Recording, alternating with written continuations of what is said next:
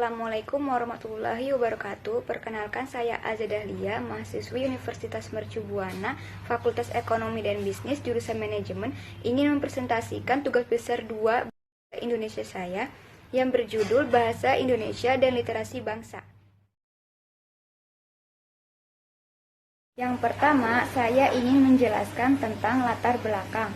Poin pertama, bahasa Indonesia tidak hanya diciptakan sebagai media komunikasi lisan, melainkan komunikasi yang tercatat juga dibaca. Yang dimaksud di sini, kemunculan literasi yang ada di Indonesia masih berada pada angka yang cukup rendah. Tidak dapat dipungkiri bahwa memang butuh banyak waktu untuk menumbuhkan kesadaran akan pentingnya membaca juga menulis di banyak kalangan, khususnya pada anak-anak era ini yang lebih mengutamakan gadgetnya. Poin yang kedua, cara yang paling efisien dalam sebuah literasi bangsa. Artinya adalah menumbuhkan kesadaran paling tidak agar individu maupun kelompok yang ada memahami betapa pentingnya literasi dalam kehidupan sehari-hari. Literasi juga menurut para ahli adalah kemampuan yang dimiliki oleh seseorang dalam berkomunikasi seperti membaca, berbicara, menyimak, dan menulis. Yang ketiga, aktivitas membaca dan menulis yang dapat meningkatkan pembelajaran literasi dan tujuannya. Maksudnya dapat membantu memahami dan menentukan strategi yang efektif dalam hal kemampuan membaca dan menulis, termasuk di dalamnya menginterpretasi makna teks yang kompleks dalam struktur tata bahasa. Kedua, kita masuk ke dalam pembahasan. Ingin saya bahas pertama mengenai budaya literasi bangsa. Poin pertama, membangun literasi bangsa dalam kehidupan sehari-hari seperti mengadakan event-event literasi, memberikan rewards untuk pengunjung perpustakaan yang sering berkunjung, membiasakan anak-anak dini untuk membaca dan menulis, serta menghargai sebuah karya tulisan. Poin kedua, membangun literasi bangsa di sekolah, yaitu mereview sebuah novel, membuat jadwal rutin siswa ke perpustakaan, serta membuat dinding motivasi.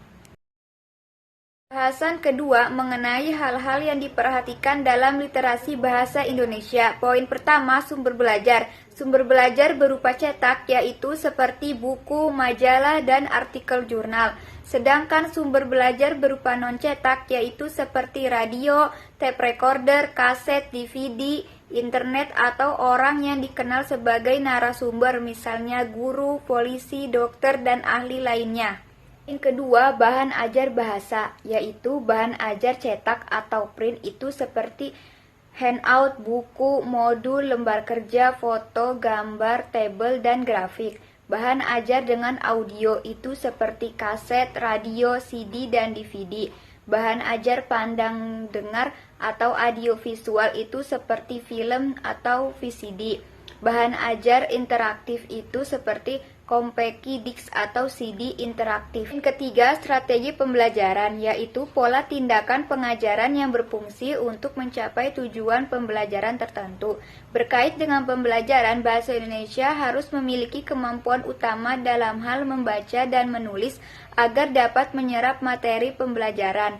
Oleh karena itu, diperlukan pemilihan dan penguasaan strategi pembelajaran yang benar-benar efektif. Mengenai peran literasi dalam pendidikan bahasa Indonesia. Salah satu peranan literasi adalah sebagai sarana meningkatkan keterampilan membaca dan menulis. Keterampilan membaca merupakan keterampilan dasar yang harus dikuasai agar dapat mengikuti segala proses pendidikan dan pembelajaran. Gerakan literasi mampu menumbuhkan kemampuan berpikir kritis, yang sangat diperlukan dalam penerapan pembelajaran kreatif produktif. Kemampuan literasi diperlukan dalam kegiatan eksplorasi pada pembelajaran kreatif produktif, yaitu dengan cara membaca, menulis, memilah informasi untuk memecahkan masalah dan menemukan konsep baru. 3. Kemampuan literasi akan penerapan pembelajaran kreatif produktif.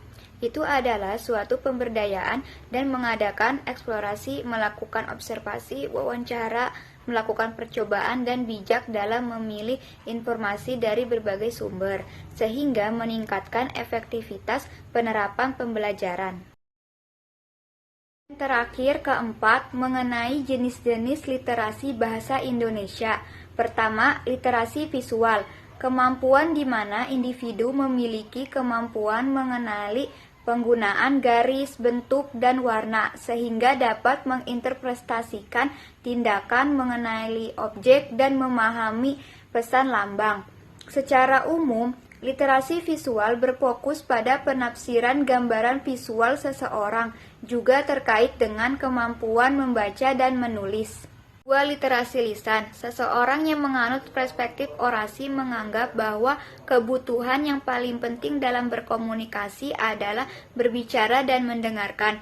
Sementara itu, membaca menulis dipandang sebagai keterampilan penting, namun bukan keterampilan primer. Namun, menurut para penganut perspektif literasi, menganggap bahwa kemampuan menulis dan membaca adalah kemampuan yang paling utama.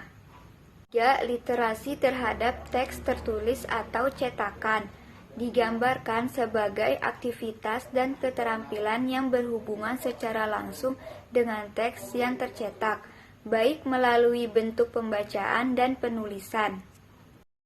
Yang terakhir yaitu kesimpulan dan saran.